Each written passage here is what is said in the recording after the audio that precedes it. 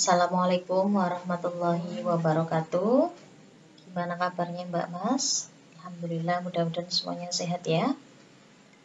Saya Ratna Hidayah SPDI mengampu mata pelajaran Pendidikan Agama Islam untuk kelas 12. Hari ini Ibu akan menjelaskan mengenai iman kepada hari akhir. Apa sih iman kepada hari akhir?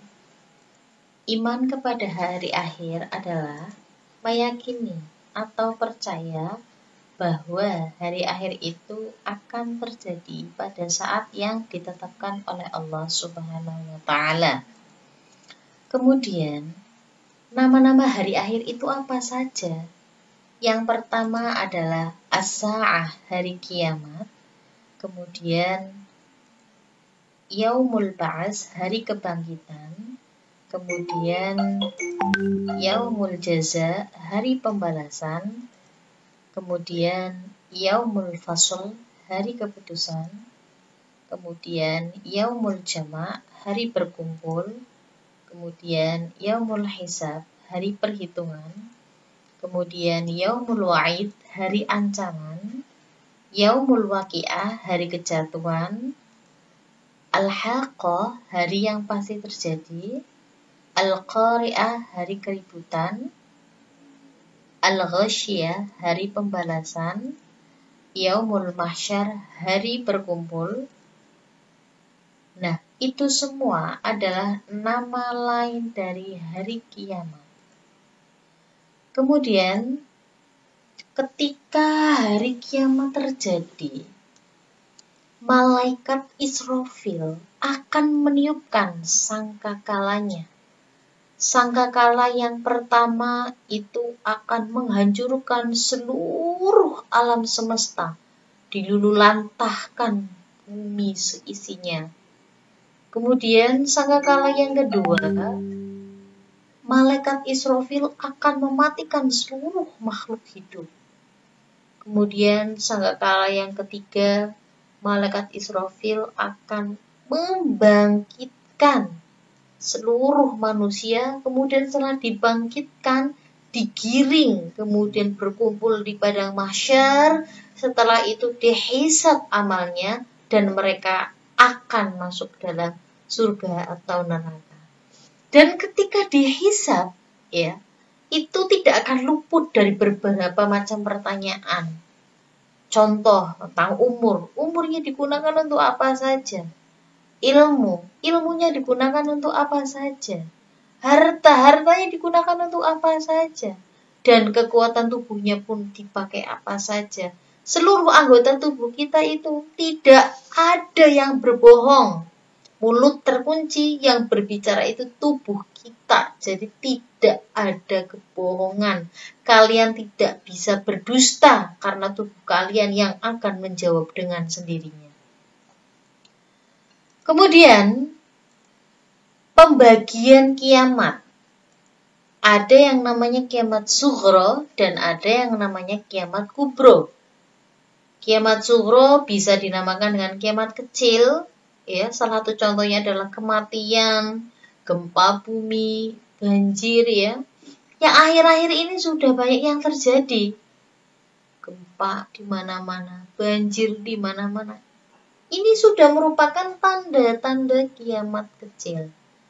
Kemudian kiamat kubro atau kiamat besar. Salah satu contohnya adalah rusaknya atau hancurnya alam semesta. Dan itulah yang dinamakan hari kiamat. Tanda-tanda kiamat itu apa saja? Yang pertama, tanda-tanda kiamat kecil. 1. Munculnya orang-orang yang mengaku nabi. Pada saat setelah zaman Khulafaur Rasyidin, ya, itu ada seorang yang bernama Musailamah Al-Kadzab mengaku-ngaku menjadi nabi.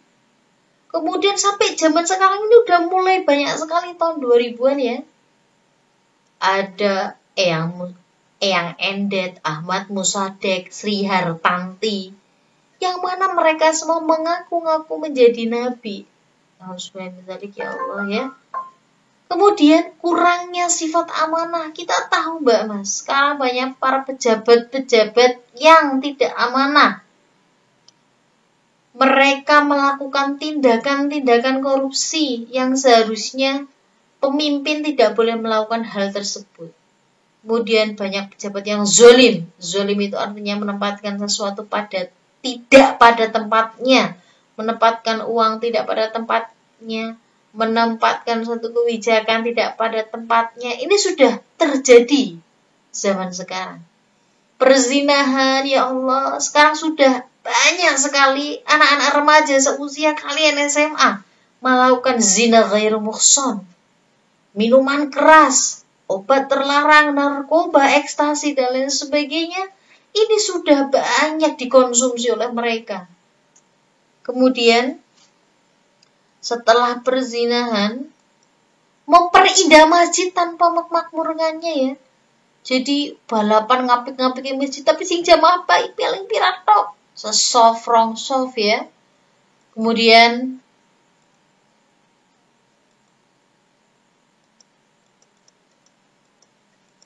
berlomba-lomba mendirikan bangunan ya. Wah, bangunan di mana-mana ditangguhkan ya, rumah di mana-mana ya. Banyaknya pembunuhan ya. Seorang ibu membunuh anaknya, seorang anak membunuh orang tuanya, udah banyak sekali terjadi. Banyaknya kemusyrikan ya, banyak sekali orang-orang yang menyekutukan Allah. Kemudian merajalelanya sadisme, pemutusan silaturahmi gara-gara warisan ya. Buruknya hubungan bertetangga ya. Ini sudah ada pada zaman sekarang. Kemudian orang-orang tua yang berlagak seperti anak muda Mbak Mas ya. Memakai baju seperti bocah enom nganggo jeans, kemudian setelah itu difoto, kemudian selfie, kemudian update status. Ini udah banyak dilakukan orang tua zaman sekarang. Merajalelanya riba, sifat kikir ya. Wah, sudah banyak sekali di pasar, di mana-mana ada. Kemudian wanita-wanita berpakaian tapi telanjang. Katone berpakaian tapi pletot-pletot orang pecotot, ya pating pecotot orang genah Mbak Mas. Kemudian banyaknya kebohongan dan informasi yang simpang siur, banyaknya berita hoax. Ya, itu saja dari Bu Ratna, nanti akan dilanjutkan lagi ya, kiamat kubro. Sekarang cukup kiamat sugro terlebih dahulu. Wassalamualaikum warahmatullahi wabarakatuh.